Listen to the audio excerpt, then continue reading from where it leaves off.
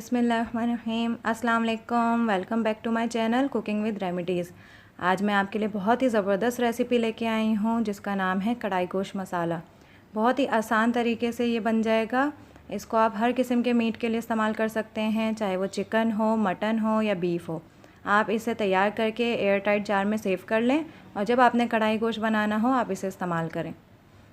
यह आपकी ज़िंदगी आसान कर देगा। अगर आपने अभी तक मेरा चैनल सब्सक्राइब नहीं किया है तो प्लीज़ सब्सक्राइब कर लें और बेल आइकन को प्रेस करना बिल्कुल ना भूलें। इससे आपको मेरी वीडियो फ्री में देखने को मिलेंगी। अब इस मसाले की तरफ आते हैं। इस मसाले को तैयार करने के लिए जो इंग्रेडिएंट्स चाहिए वो ये हैं, जिसमें मैंने ज़ीरा लिया है 2 टेबल स्पून भर के।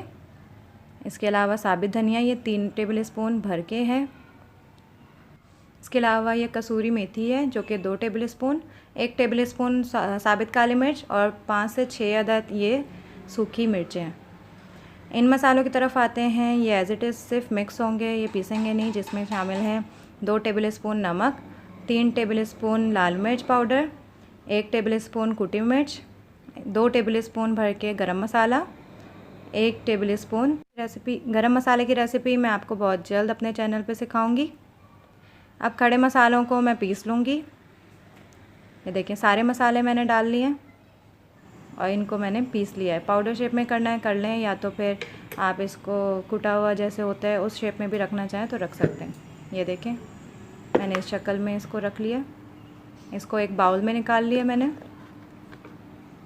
अब मैं इसमें सारे सूखे ये मसाले जो हैं पाउडर जो हैं, जिसमें लाल मिर्च, कुटी मिर्च, नमक, हल्दी और गरम मसाला शामिल है, ये मैं इसमें ऐड कर दूंगी और इन सबको मिक्स कर दूंगी।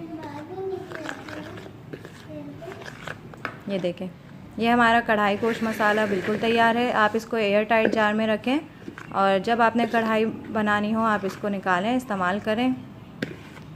इससे बहुत ही अच्छी खुशबू इस वक्त मुझे आ रही है। आप लोग बनाएंगे तो आप लोग को भी ज़रूर आएगी। इसको ज़रूर ट्राई करें और मुझे कमेंट बॉक्स में बताएं कि आपको ये कैसा लगा। उम्मीद है आज की ये रेसिपी आपको बहुत पसंद आई होगी और आपको बहुत काम आएगी।